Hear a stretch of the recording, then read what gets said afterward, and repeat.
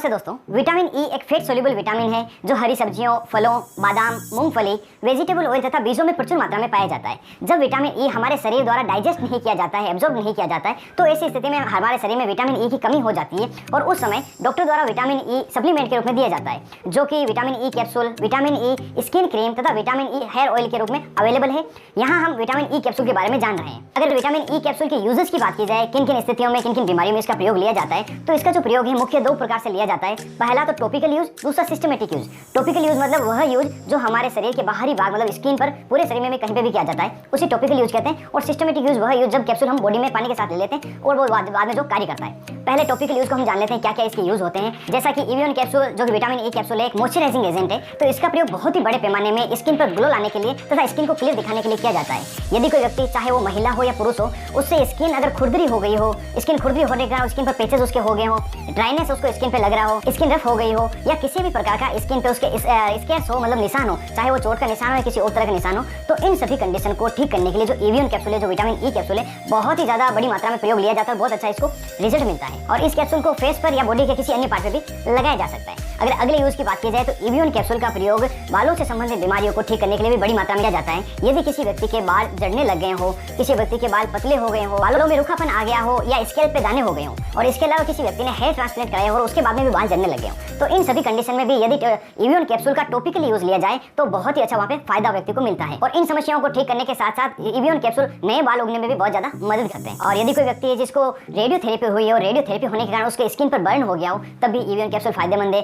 कोई पुराना घाव है, कोई वुंड है जो ठीक नहीं हो रहा हो, तो उसमें भी अगर एवियन कैप्सूल टॉपिकली लगाया जाए तो काफी फायदा व्यक्ति को मिलता है। इसके अलावा डायपर रेसेस, चाहे वो बच्चा हो या बड़ा हो, एडल्ट हो, दोनों में अगर डायपर रेसेस हो जाते हैं तब भी एवियन कैप्सूल काफी फायदेमंद रहता है। ये सभी इसके टॉपिकल यूज जो थे मैंने बताए हैं। इसमें मुख्यतः चेहरे को ग्लो करने के लिए, बालों का झड़ना रोकने के लिए तथा अदर जो बर्न है उनको ठीक करने के लिए प्रयोग लाई जाती है। अब अगर इसके सिस्टमेटिक यूज की बात की जाए, अगर बॉडी के अंदर इसको लिया जाता है पानी के साथ, तो किन किन बीमारी में इसका प्रयोग लिया जाता है। Vitamin E capsule antioxidant properties भी रखता है। इसी कारण से जो इसका प्रयोग है स्मोकर जो पर्सन है उनके लिए किया जाता है। जो चेन स्मोकर है, बहुत ज्यादा सिगरेट पीते हैं, उन्हें यदि डेली का एक कैप्सूल दिया जाए तो उससे स्मोकिंग से होने वाले जो नुकसान है उन्हें थोड़ा कम किया जा सकता है। और इसके अलावा यदि सिस्टमेटिक यूज की बात की जाए, कोई पेशेंट है इसको हीमोलाइटिक एनीमिया, जिसे सामान्य भाषा में खून की कमी कहते हैं, इसमें आरबीसी ब्रेकडाउन होने लगती है, इसके रिकवरी में सप्लीमेंट के रूप में इसका प्रयोग लिया जाता है। आंखों के संबंधित कुछ बीमारियां हैं जैसे कि retinopathy, age related muscular degeneration नाम की बीमारी जिसमें व्यक्ति को धुंधला दिखाई देने लग जाता है, मानसिक बीमारी जैसे एल्जाइमर डिजीज, पार्किंसन डिजीज, इन सभी स्थितियों में भी यह जो कैप्सूल है डॉक्टर द्वारा प्रिस्क्राइब किया जाता है। और इसके अलावा भी यदि विटामिन ई की डेफिशिएंसी हो जाए, मतलब किसी प्रकार की कमी हो जाए और उसके कारण किसी भी प्रकार की बीमारी होती है, तो डॉक्टर अपने एक्सपीरियंस के अनुसार इस कैप्सूल का प्रयोग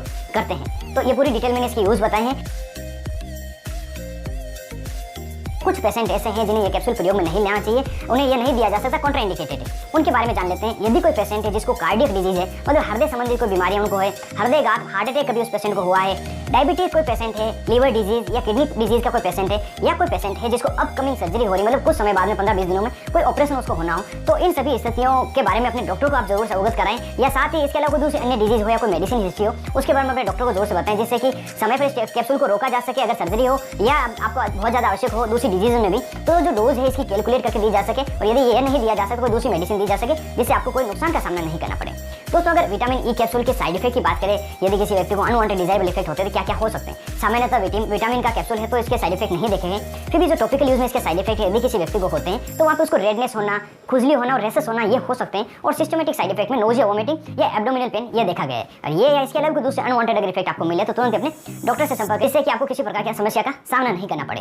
दोस्तों, अब वीडियो क्लास में हम जान लेते हैं विटामिन ई कैप्सूल को किस प्रकार से लगाया जाता है, सही इस्तेमाल का तरीका क्या है। जब इस कैप्सूल को आप चेहरे पे, स्किन पे रूखी त्वचा को सही करने के लिए तथा रूखी त्वचा के साथ में जो पेचेस हो जाते हैं उनको ठीक करने के लिए लगाते हैं, स्केयर को ठीक करने के लिए लगाते हैं, तो उस समय इस एली पे ले लें और उतनी ही क्वांटिटी में रोज वाटर, जो गुलाब का पानी, उसमें मिक्स करें, अच्छी तरह से मिक्स करके उसको अपने डिजायर जगह पे लगा ले जहाँ पे आपको लगानी है। इसमें कई दोस्त ग्लिसरीन, विटामिन ई कैप्सूल तथा रोज वाटर ये तीनों ही ऐड करते हैं। क्या कारण है इसका मैं आपको कारण बता दूं।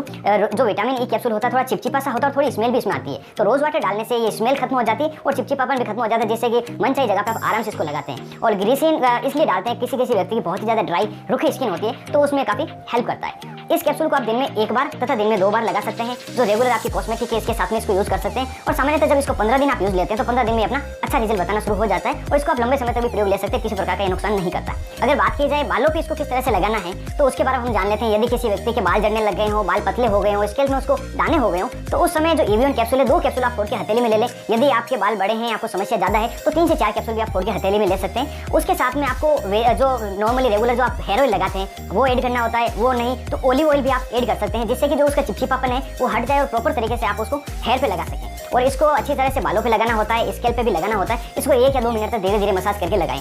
और इस कैप्सूल को जब आप लगातार 1 महीने तक लगाते हैं तो आपके बाल झड़ने थोड़े कम हो जाते हैं। और इस कैप्सूल को सुबह और शाम दोनों ही समय में लगाने से काफी अच्छा आपको रिजल्ट मिलता है। साथ ही यदि आपको किसी भी प्रकार का बालों का ट्रीटमेंट चल रहा है तब भी उसके साथ में EVN कैप्सूल का प्रयोग कर सकते हैं। और ये पूरी जानकारी थी किस तरह से इसको लगाना है, और इसी के साथ मैंने वीडियो कंप्लीट किया है। उम्मीद करता हूँ ज़्यादा से ज़्यादा नई जानकारी आपको इसमें मिली होगी और वीडियो आपको जोर से पसंद आया होगा। यदि वीडियो आपको पसंद आया तो इसको लाइक करें और ज़्यादा से ज़्यादा इसको शेयर करें, जिससे किसी और के भी काम आ सके।